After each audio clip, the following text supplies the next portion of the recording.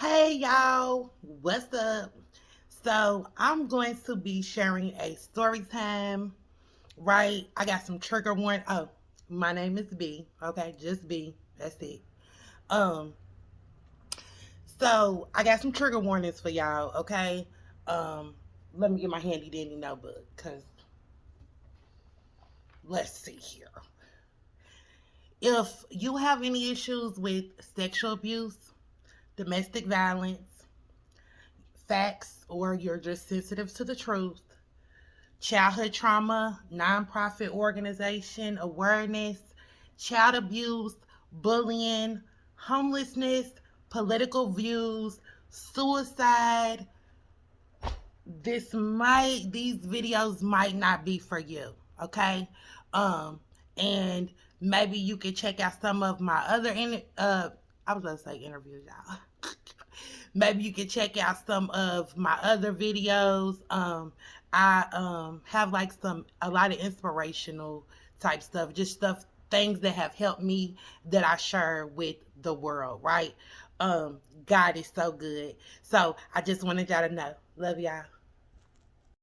Hey y'all. Houston, we have a problem. Okay.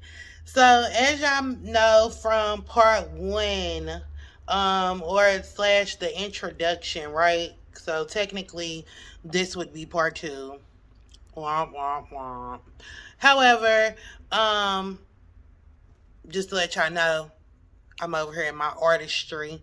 This is very emotional for me, y'all. So, um, y'all might see me crying a little bit. The last video, one of my eyelashes came off, so that might happen again. Don't judge me, please. All right, thank you. I've had enough of that. So, y'all, now we are going to how I got to Houston. During my stay in Florida, while the pandemic was going on, I decided to go to school and get a certification in insurance adjusting. This was a good idea for me for two reasons. I seen the financial abundance in it. My adoptive father, who, of course, I was still trying to have a relationship with. Ooh, sorry, my little craft table. It came out the wall. But who I was still trying to have a relationship with, because y'all, what I have realized on my journey, and I'm so glad that I have grown from that, because I don't have any ill feelings towards anyone, right? Even these nonprofit organizations. So today we are talking about Salvation Army in Texas, Houston, Texas. Okay.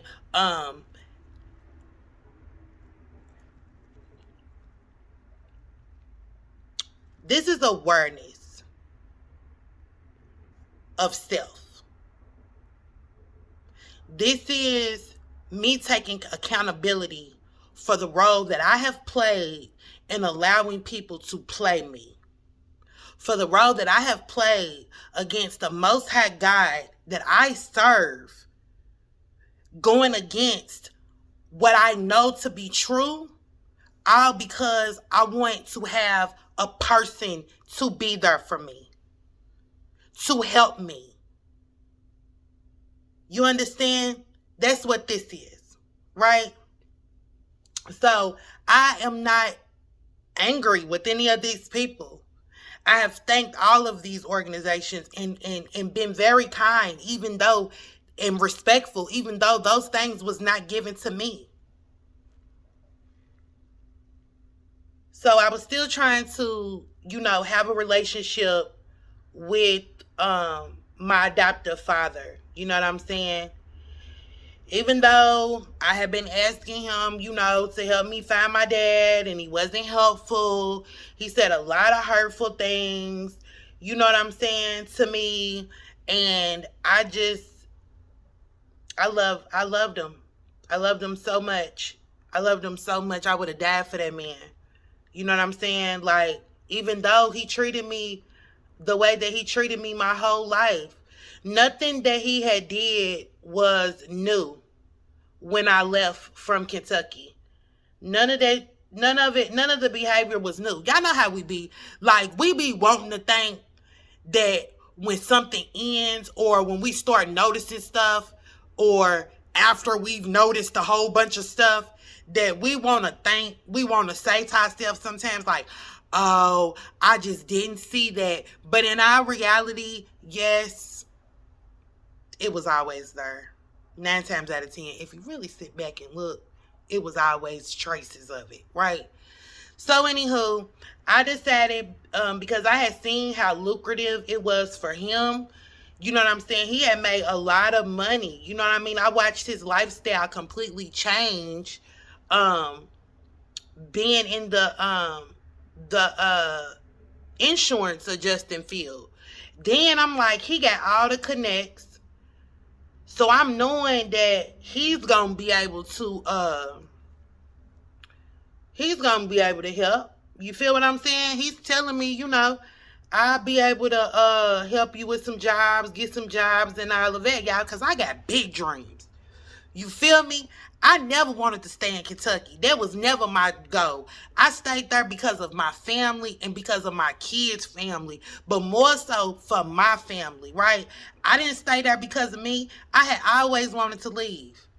It wasn't nothing going on in little Louisville, Kentucky. All of them prejudices. It just be so much like it's so much racism and stuff there. I didn't want my son growing up there. So I've always had big dreams to go off in the world and just experience traveling, even after I had children. I always felt like that was possible for me to do, even with children, to just go and just change the world, open up my shelter so that I can help all of these young people so they can get fixed before they get to 20 somethings and 30 somethings, you know what I'm saying? Like, but it just seemed like everything was always working against me, which is why I left Kentucky in the first place. So I want to send my kids to private school. You feel what I'm saying? I'm trying to take them on trips to the motherlands and, I want them to like really experience life. Like really experience life. So he's like, yeah, I'm going to be able to help you, whoop-de-whoop. So I go through school. I finish. And I end up praying and deciding to go to Houston, Texas. In this plan to go to Houston, which I am currently in Houston. I live in Houston. But in my plan to come to Houston, I had to figure out what I wanted to do with my children. What would be the best course of action? Now, school wasn't the biggest thing because, it's just 2020, the end of 2020, and we are still having school, virtual school. So I wasn't so much concerned with that as I was with knowing I'm going to a whole nother city. I'm going to have to look for a job and all of those sorts of things. Their safety. I can't take them with me. Who's going to be able to look after them? You know what I'm saying? So it wasn't really to me, the best interest for them to go. And after speaking to their fathers, okay, now my oldest two, they have a father, and then my youngest daughter, she has her own father, which is a part of this issue, right? It's a part of the emotional abuse that I was suffering in this story, in my story time, right? So, y'all, my youngest daughter's father has never been able to co-parent with me. He got out of jail after we had been together for about 6 months. I was already pregnant. Yes, that shit went so fast. Y'all, please be wary of the people you having children with, because it's a generational curse that occurs when you have a child with someone who you should not have a child with. It affects not only you going further in life, but your children going further, because they're going to carry their genetic traits. And depending on what type of genetic traits or habits or things that they see that parent do, it might be a little bit more detrimental to their livelihood, to their person. I know. If y'all go take a look at part 1 in the introduction, I am a child whose mother suffers from mental diagnoses. She's had all type of mental illnesses. She had heart failure. She actually died from that. You know what I'm saying? So, like, you know, I've had to overcome a lot. I've had to face a lot of, I won't say demons, but I say I've had to face a lot of shortcomings, and learn and educate myself so that I could become better. So, anywho, he had been locked up for 3 years. He got out of jail. Let's go here real quick. While he was in jail, that shit was terrible. We broke up. Okay? We really broke up when he first got to jail, because I had told him, do not do anything that is going to compromise the well-being of me and my children without my knowledge, without my agreement. We are a partnership. You supposed to be working. You ain't supposed to be in the streets. We supposed to be just, you know what I'm saying, law-abiding citizens. That's not what he ended up doing, and he ended up, we suffered greatly. And then he was selfish. He was one of them niggas that when you don't answer the phone, like you ain't got a job, like you ain't got school, like you don't have children that you looking after, he's mad. He's one of them who, if you can't send him money every week, he's mad as if he left some money or any financial assistance out this motherfucker in the real free world, okay? So, yeah. We ended up, but I still was there. I still took my daughter to go see him. I still, you know what I'm saying, made sure that I still kept in touch with him. You know what I'm saying? Because at the end of the day, I looked at him as a friend.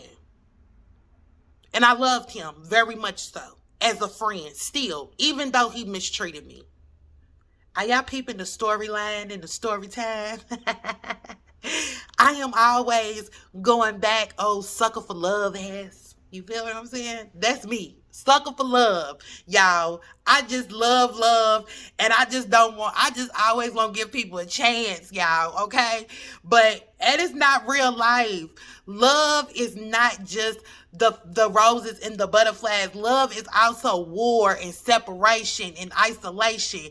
You know, it's like your mama still love you even though she whipped your ass because you was sticking outside with that boy, and she whipped your ass because she didn't want you to do it again because she already knew what could come behind that. That's love. Love is not allowing your daughter to lay up in your house with her and have sex at a young age, unprotected. All of that freedom that they are having is not good for them, and it's leading them to make adult decisions while they're still a child. That's not love. Right?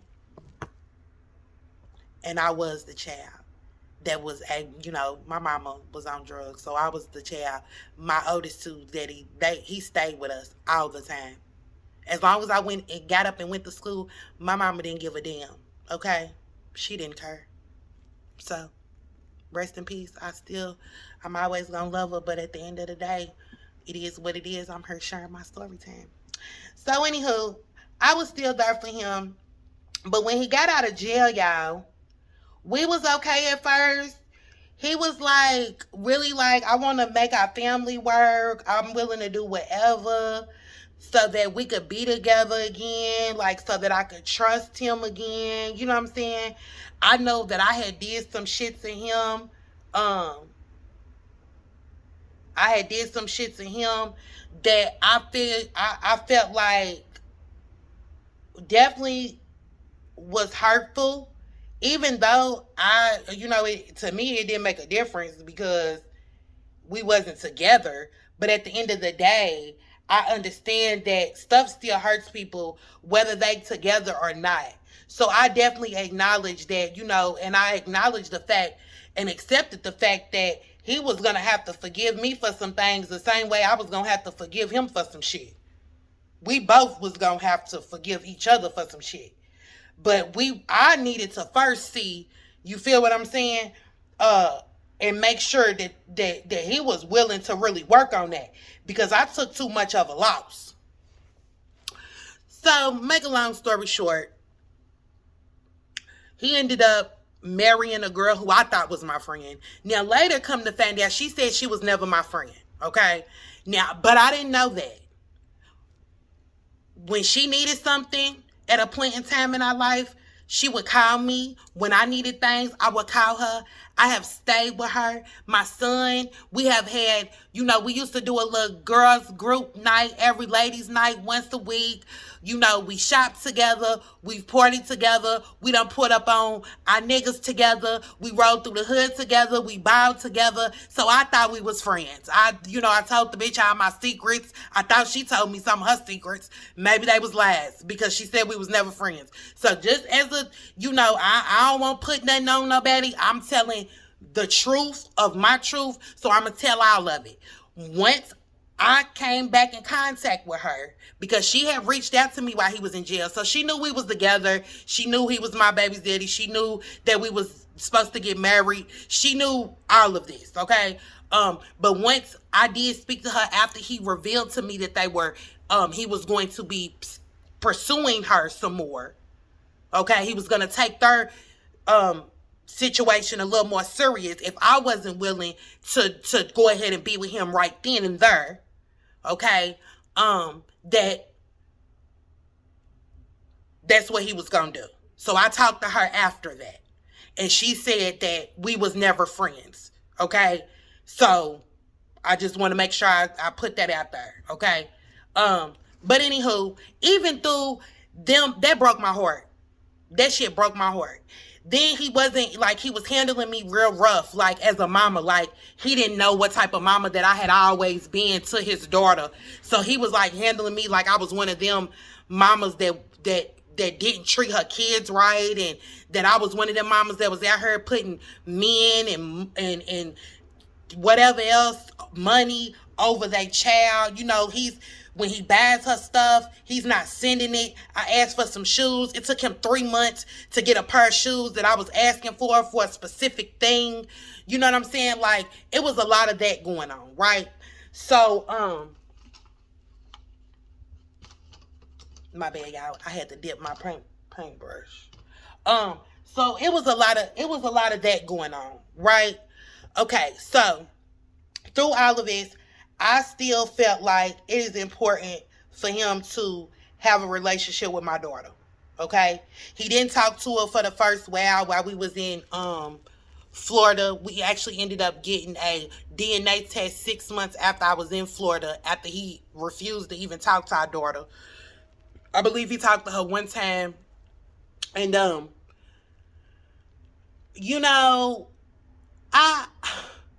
I took the test because at the end of the day, you want it. I ain't going to deny you from it, but it was just messed up because it's like, why are you trying to hurt me? Like, all I've tried to do was allow you to be who you are. I ain't coming in between y'all relationship. I let you go and be happy. Even though I felt like I was in hell and I was being attacked and I was miserable, I still never put none of my misery off on him. I still wanted him to have a relationship with his daughter because I understood how it felt as a grown-ass woman to still be enduring the deficit, having that deficit of not having a father.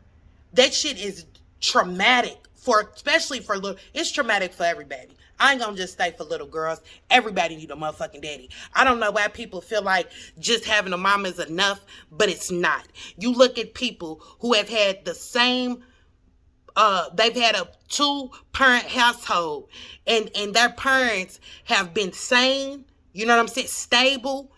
They statistic outcome, their outcome statistics is a lot better than children that is raised in a one parent household, whether that be by a man or their father, their mother, grandparents, aunts, uncle, whatever. There's a lot of power in numbers, in unity, in villages. Okay, so I wanted us to be a village. So the whole time we was in Florida, I was trying to make it a village. And eventually, for the last, from October until my daughter ended up leaving and going with him, while I went to Houston, right? Um, he had been calling. He sent $80. That was really nice. He paid for her to get her hair done one time. That was really nice. You know, I was feeling like he was calling her. That was the most important thing. Like, he was calling her every other day, a couple times a week. You know, like, so I said, I can trust you to keep our daughter from December until March.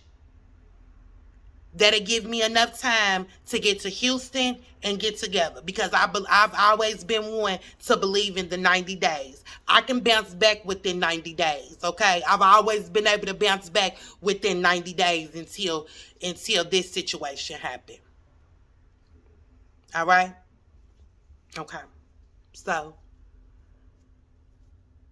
my oldest two go with their daddy's same arrangement.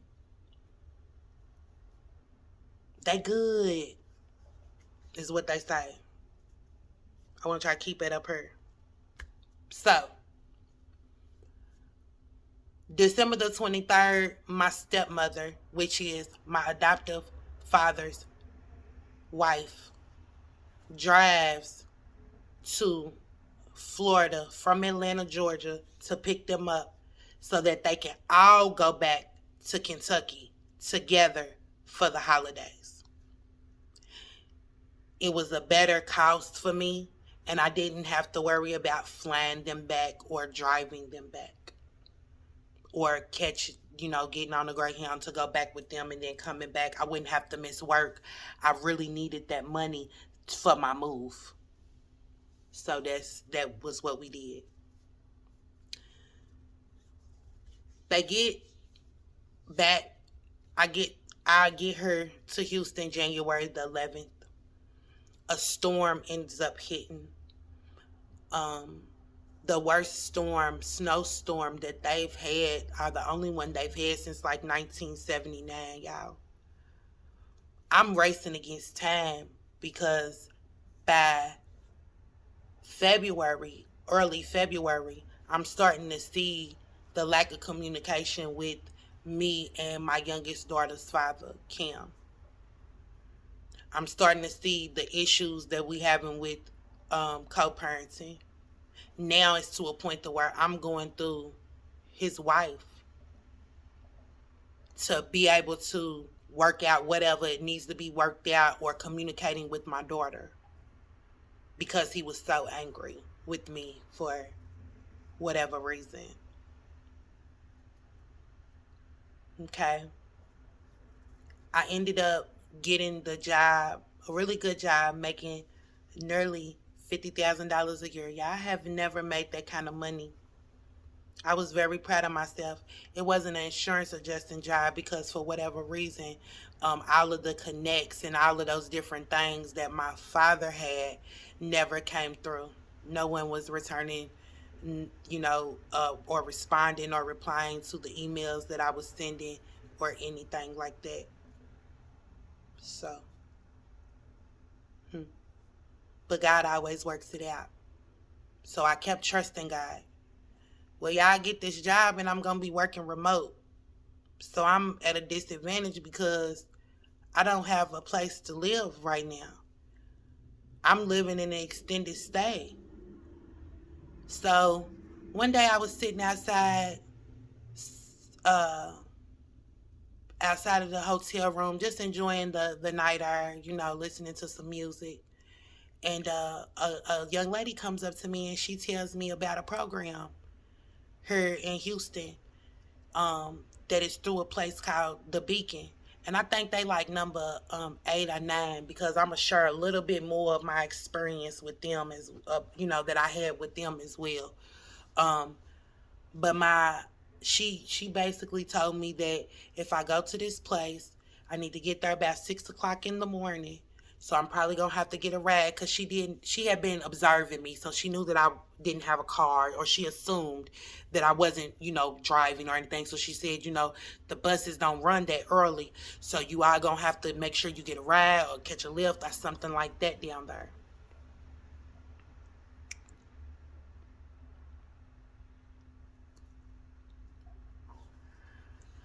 I go to the Beacon so that they can help me with deposit. She was like, they can even do like up to 2 years, and I'm like, I don't even need that long, girl. I'm like, all I really need is like maybe the first month and a deposit. Not no maybe. I needed the first month and a deposit. That was it. I'm like, because after a couple weeks, my checks will be rolling in. I'll be able to pay rent. I wasn't tripping on shit being tight. I wasn't worried about no furniture, how I'm going to get my furniture. Because y'all, by this time, I'm not even able to pay my furniture. Because the storm pushed everything back. Things wasn't open for me to be able to get my fingerprints done. So I was supposed to start the beginning of March. I end up not being able to start until the beginning of April.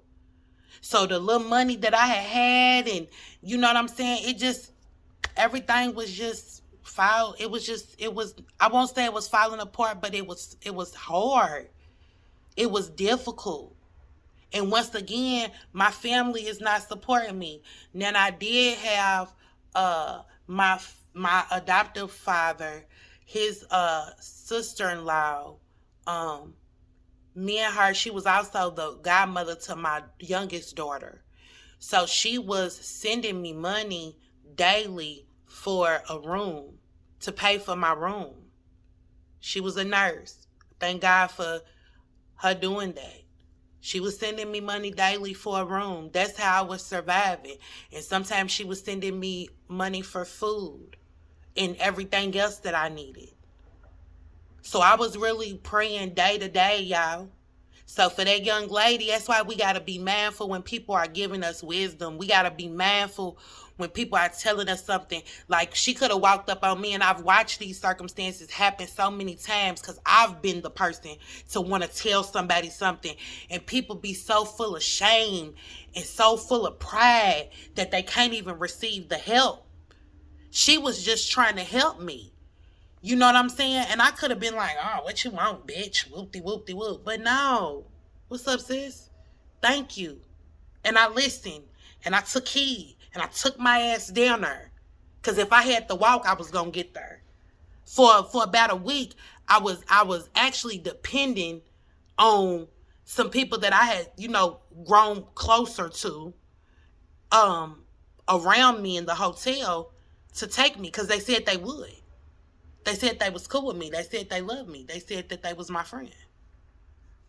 And that's what real friends and people who love you do. They going to do whatever they can to help you. And most of the times, love is sacrificial. So they're going to have to sacrifice something sometimes. But that never happened. So I ended up getting down there. They said they was going to help me. I told them I was in a rush. I told them it was a rush, and that I had already been working on finding somewhere to go, and apartment and all of that. And they said, okay. Now, upon arriving, I seen how the way that they treated the process. It was almost like it was jail. Line up! Okay. Line her for this, line her for this. Okay. I got in there, and a lady named Queen, I'll never forget her, but we gonna visit that. She was so nasty. Well, if you this, it's this, and I'm just like, ma'am, I just need to speak to somebody. Because you're a receptionist. I need somebody to tell me no. I need somebody to tell me no that really know. Be careful. When somebody tell you no, and God done told you to go do something, you feel it in your spirit to go do something, you determined to do something, sometimes you need to question them no's. Don't just take no's when it comes to your life. Don't just take no's when it comes to, don't just take no's when it comes to what you trying to do to better yourself. Because sometimes the the devil uses people, y'all. He will use people to stop and block everything that he can't. He's a cock blocker. That's what I call him. So anywho, they ended up I ended up having to go back up there. I called several times, but I was determined to get this worked out. They had already told me that I was already accepted for the help. Like I could get it. So I was gonna get it. It was just a matter of me making sure that I stayed on top of them, because you can't really expect nobody to care more about your business than you do. You know what I'm saying? I mean, like, let's be fair to these organizations. Like, if you're not putting forth the effort, you can't be mad at the outcome. You can't expect them to do everything. You got to be a willing participant. And I'm a willing participant, okay? So I went back up there. They ended up telling me the organization. Guess who it was? Salvation Army. Y'all, I used to have a real big problem at accepting things from people that I don't fuck with. Like, it was just like, once they put me out, y'all got to go back and listen to part 1.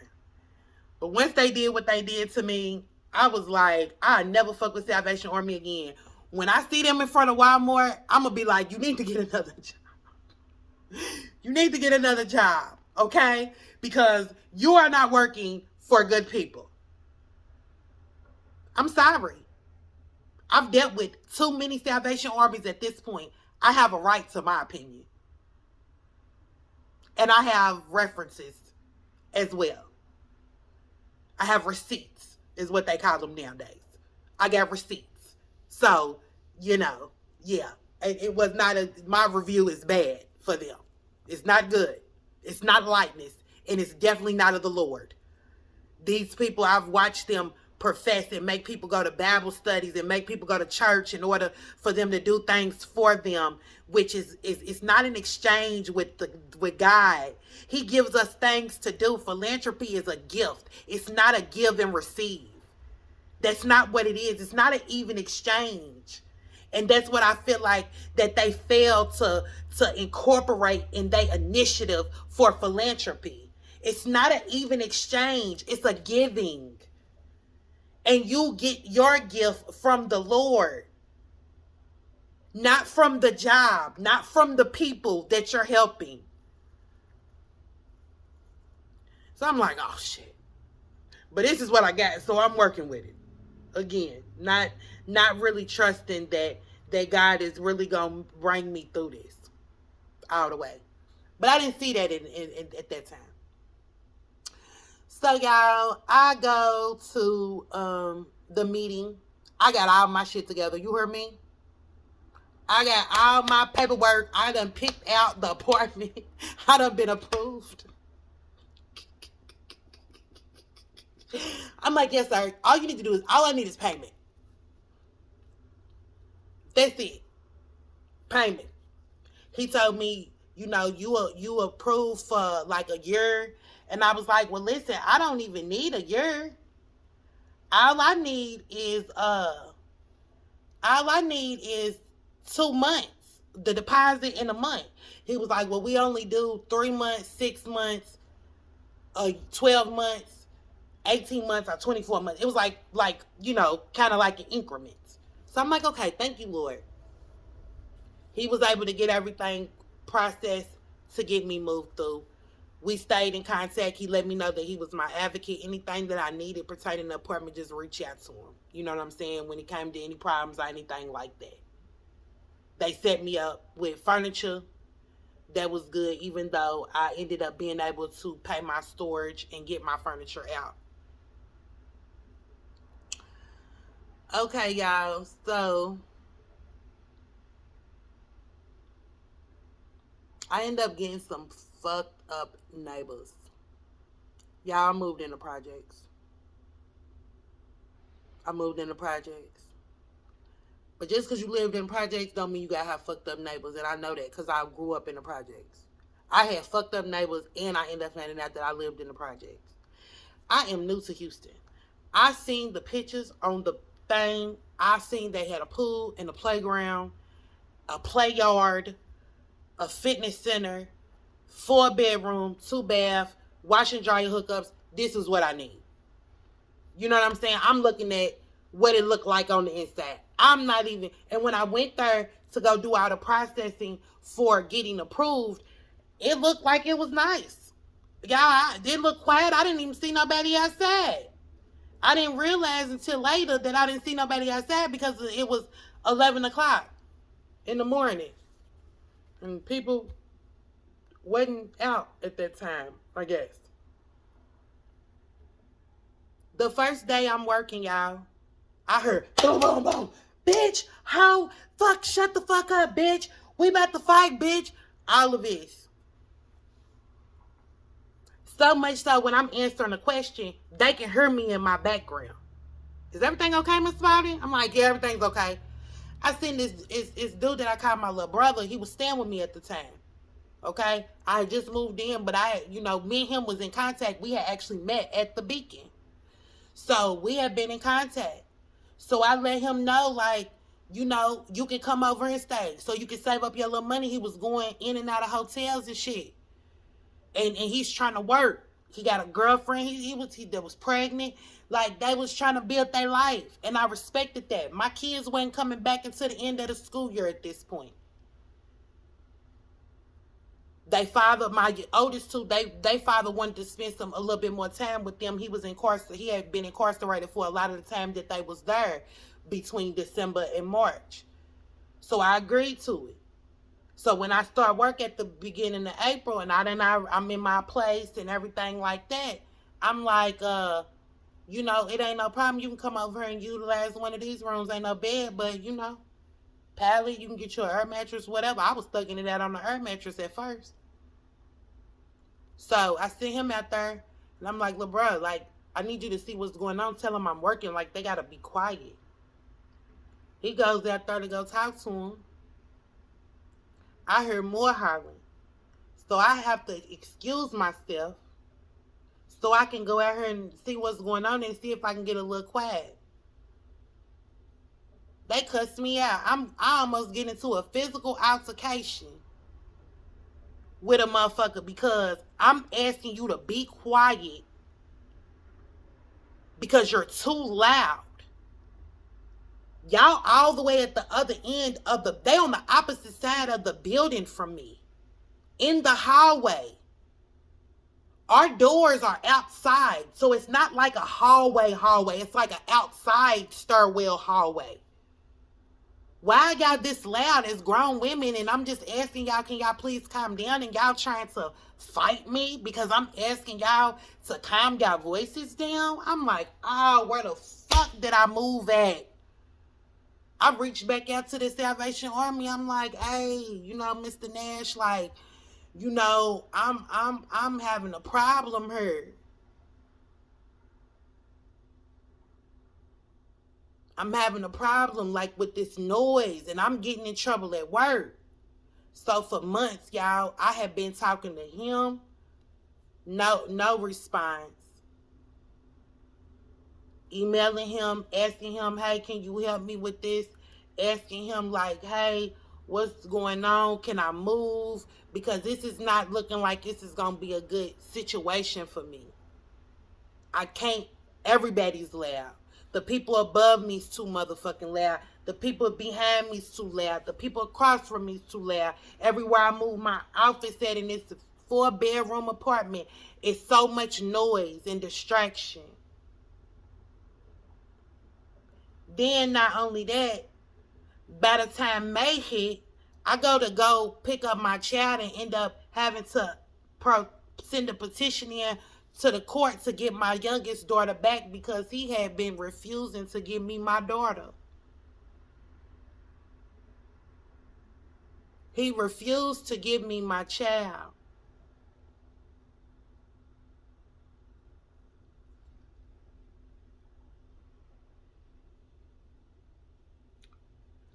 So I'm emotionally stressed. If any of y'all have ever experienced going without your child, I don't care if it's been because y'all had to go to the hospital. I don't care if it's been because of CPS. I don't care if it's being because of prison. I don't care if it's being because of work. No matter what, y'all understand the feeling. Like that feeling is so, man, it's a fucked up feeling, man. And I have a daughter. I told you I have 4 children, but if in my introduction, so if y'all follow me, it was only 3 that was living with me in Florida. It was only 3 that I sent back to be with their dads. I have a daughter that my first daughter I gave up for adoption. Yes, I'm still in contact. Yes, I still get updates. Yes, I'm still able to talk to her and visit with her. Thank you, Lord. But at the end of the day, y'all,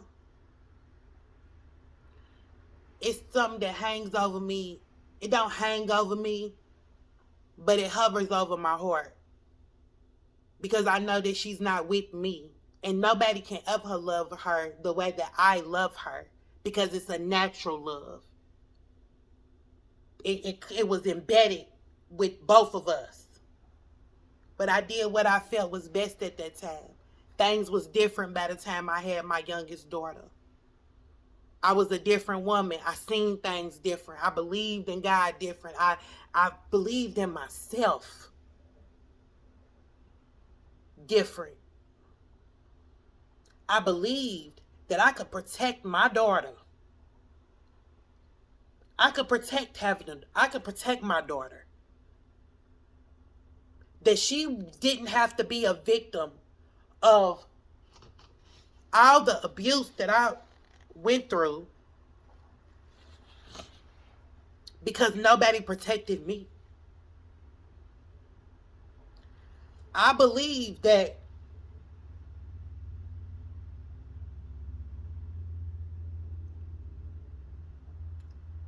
I had grown by the time I had my youngest daughter and my second daughter. Yours had, you know, passed. But as y'all can see, that is still very much so in my heart.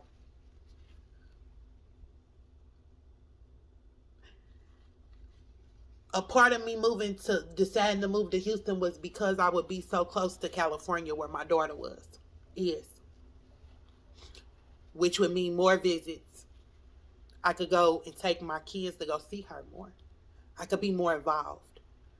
So it still hurts that I have put forth all of this effort and all of this hard work and all of this love and all of this patience.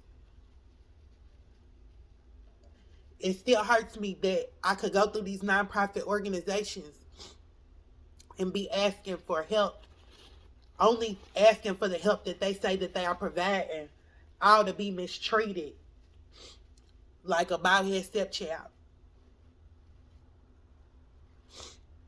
It hurts. So, by this time, it's October. I'm still back and forth in court. The judge is not making good decisions, y'all. The judge is not looking at the evidence, y'all. The judge is listening to my family, who have the same family that was upset with me leaving to go and find myself, is the same family that band up against me in court and lied. Y'all.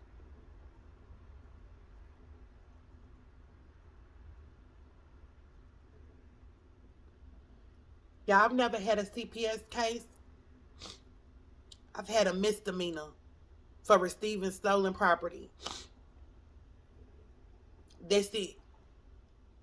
I have been a wonderful mother. I have been the mother to my children that I never had. Thank God. I decided to read books and listen to older women when they would tell me stuff. You know what I'm saying? Whether it be a lady in the doctor's office or a lady on the bus with me. I desired and I made sure that I was a good mother. So I felt like any judge is going to see that I only left to make a better life, and I have done that. I left and went to Florida and I worked on myself. I left and went to came to Houston. I worked on myself. Every step of the way, I made myself better for not only my children, but society. So that I can really give back something to this world.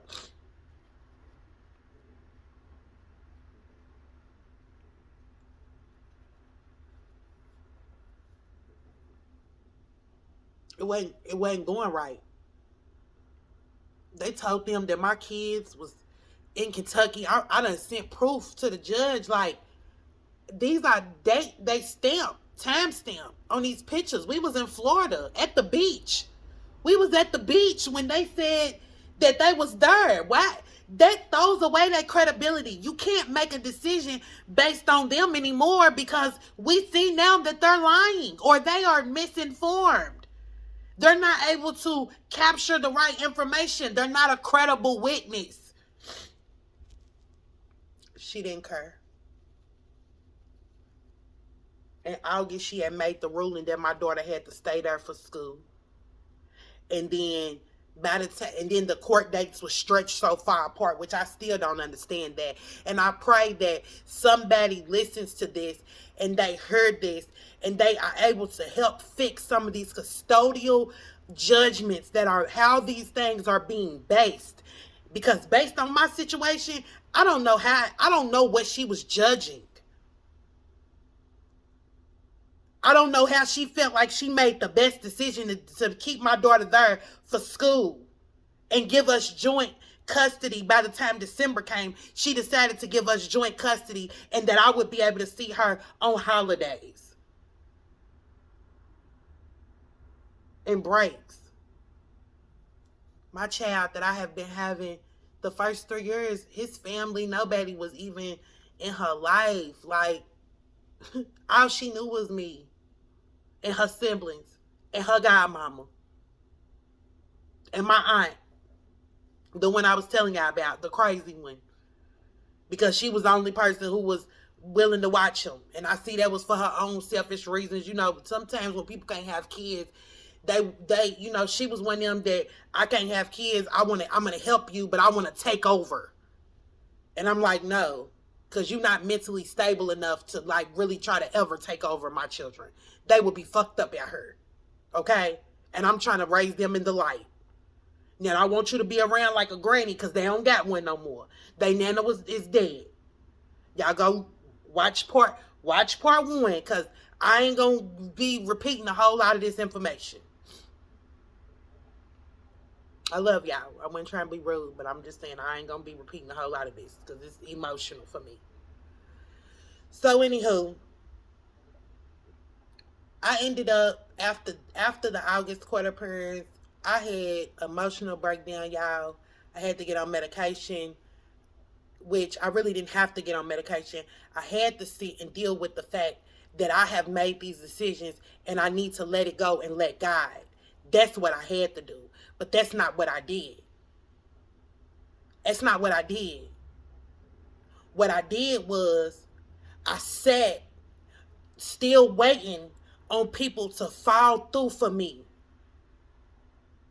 Still waiting on my family to say, no, we not going to have this shit. That girl's been a great mother. We have watched this girl work, rob Peter to pay Paul, stay out of trouble, do this, help do whatever to what she's supposed to do to be a mother. Hell no. I couldn't even get nobody to show up for court for me. They did for him.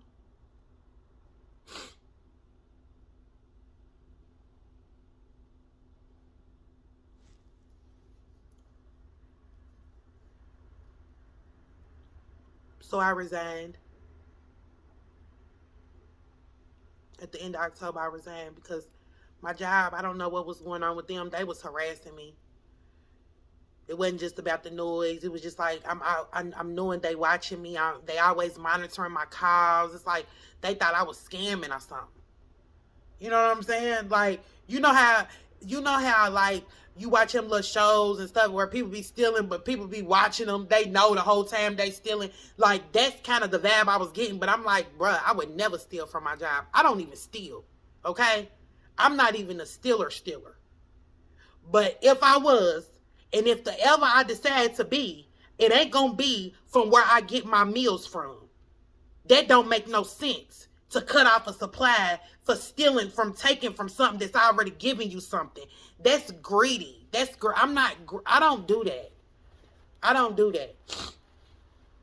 I don't do that. That's not in my character. It ain't in my makeup, in my genetic makeup. So December came. I'm still having the same problems. So even though I'm praying like, Lord, I need to find a job, I'm looking for a job, nothing's really working out, it still didn't matter because I couldn't work from home. I had to get my daughter back and forth to school. The way in Houston, and that's one thing I don't understand. I hope all cities need to take heed of this. Unfortunately, because the way that the world has been structured, okay, and the system that has been designed against the people who are less fortunate, okay, it is not conducive to society, nor is it conducive to our country so that we can have strength and unity to have these kids in elementary going to school and getting out of school before the kids that are in high school who are able to help.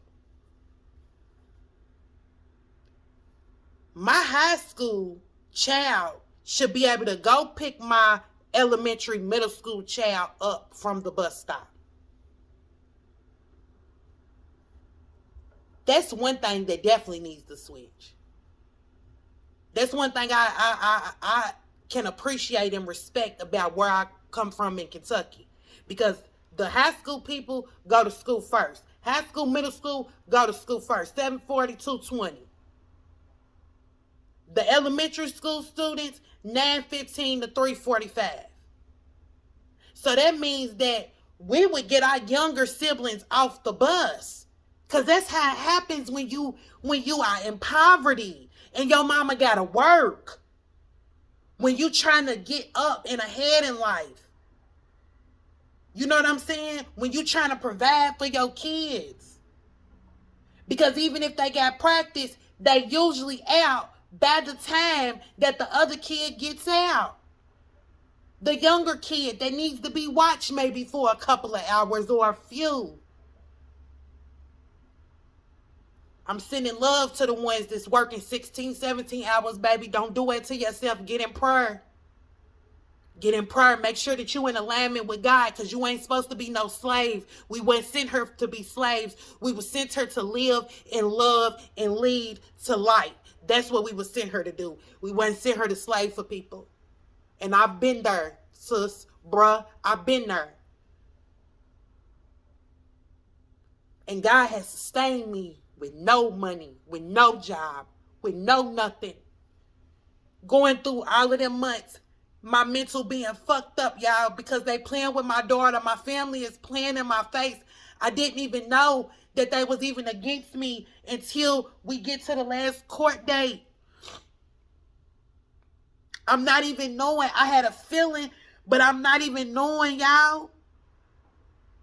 So just imagine how it fucked up my mind, on top of the fact that my baby is, and he ain't letting me talk to her, y'all.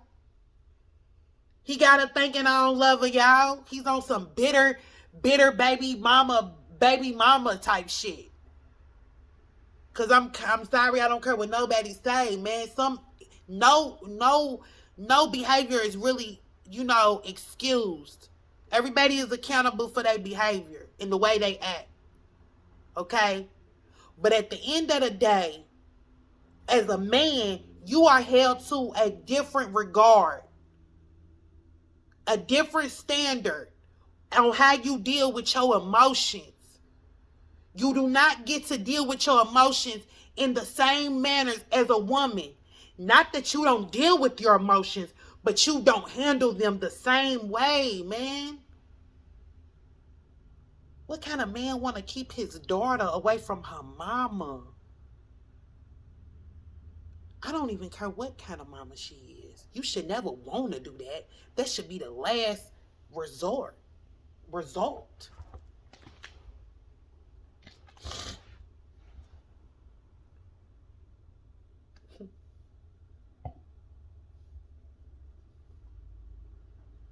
And God still provided. We had everything we need, even when I was washing. Look, y'all. Washing machine broke, dryer broke.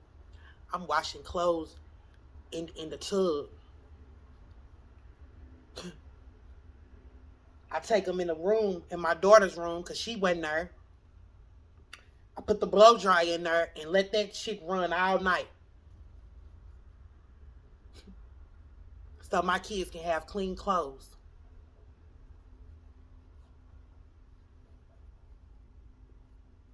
A way will be made, the Lord said.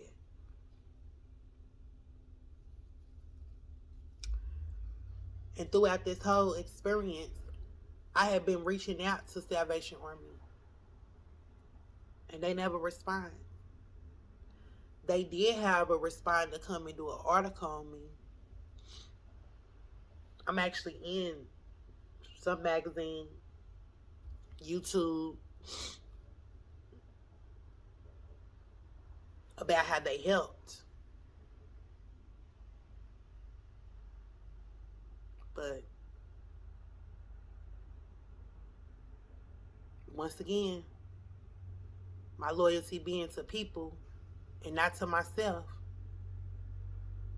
Because I was so busy. If y'all look at that video, I was so busy trying to spread the light that I wasn't shining the light on the darkness.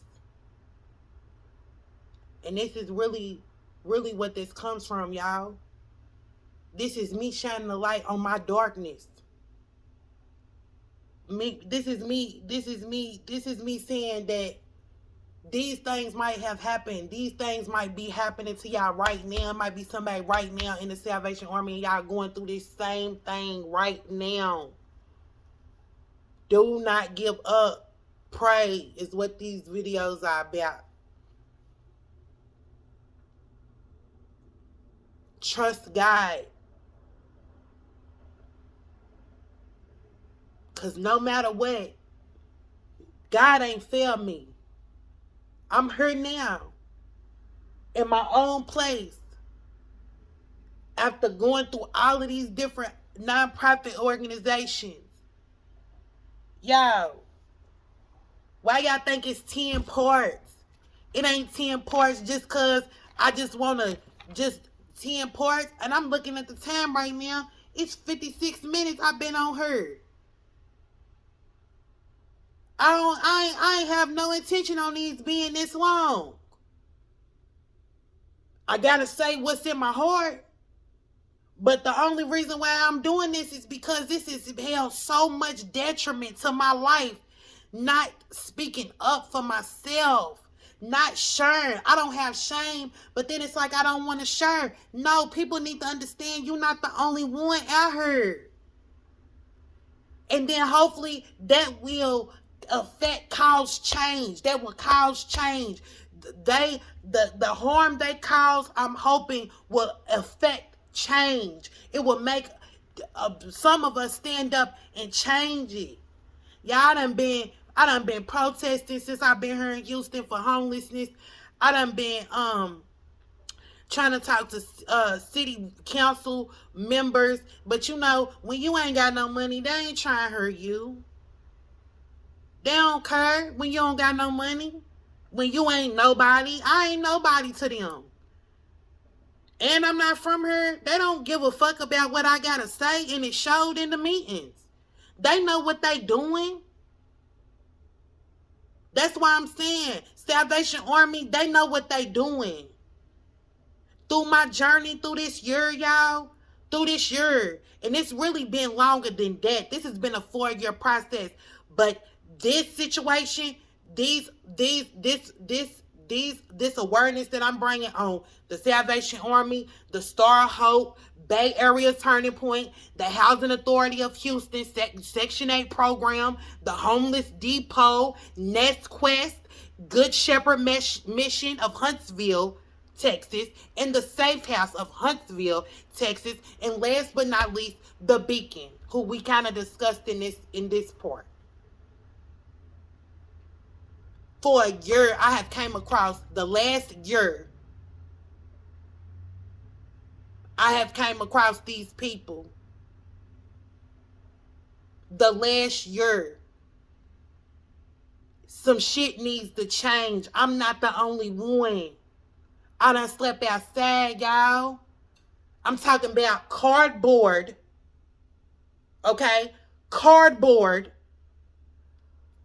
Backpack. Sleeping bag. 20-degree weather. 80-degree weather. Storming and hot. Storming and cold. In this last year. And I've been a part of all of these organizations plus more. Plus more. And y'all gonna see the experience and the lack of them standing on what they say their missions are. Salvation Army, I had to do them first. You know why? And I'm just now looking at this list. Probably because this is the biggest one that professes to be all for God's people and God's work.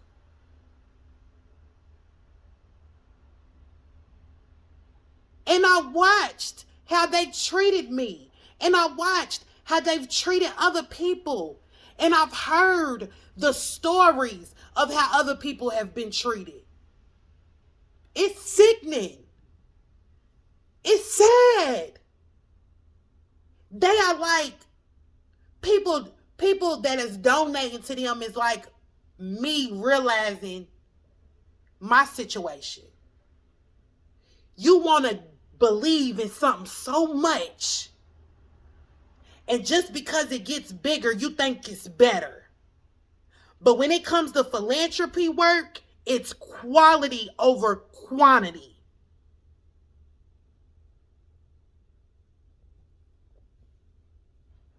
I've been to some smaller organizations, y'all.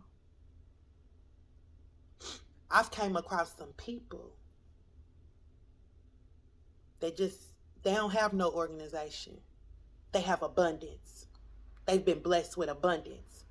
They have came and fed, and they have came and gave love and encouragement to the people that are in need.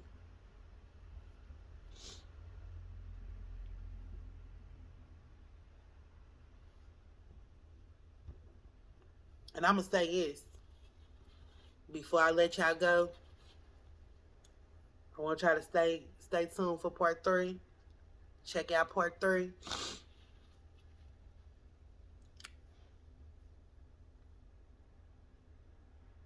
But I'm going to say this.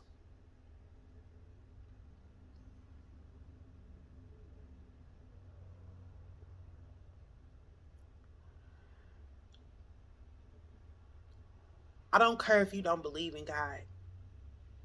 That's your quality of life. Because God is a decision.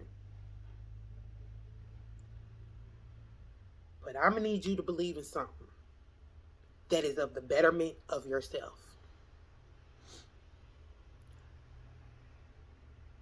I'm going to need you to never use God for greed or gain.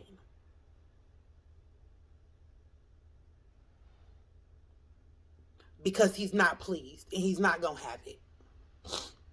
He's not going to stand on it. And it's always going to fall apart. And it's never going to be right. It doesn't matter how long it takes it to fall apart. It don't matter if that shit falls on your kids and your grandkids and your great grandkids, to where everything that you have built comes crashing down the moment you drop dead. Because so you done went to hell, and all of your shit done went to hell.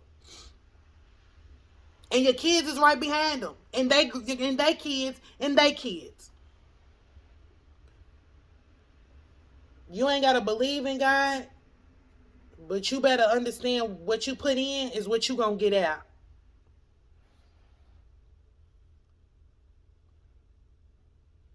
I'm so glad y'all have stayed to this part. Whoever made it to this part of the video. Thank y'all. I hope that this sheds some light, and that you know that you are not alone. I am here with you. Though we're far away, you're always here to stay. You know what I'm saying? We not alone. It's a lot of us out here who's just trying to do better than what we knew. Who's trying to be better than what we had.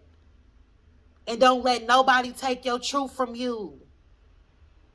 Baby, I love y'all. I see y'all in part 3. We're going to be talking about the Star Hope of Houston.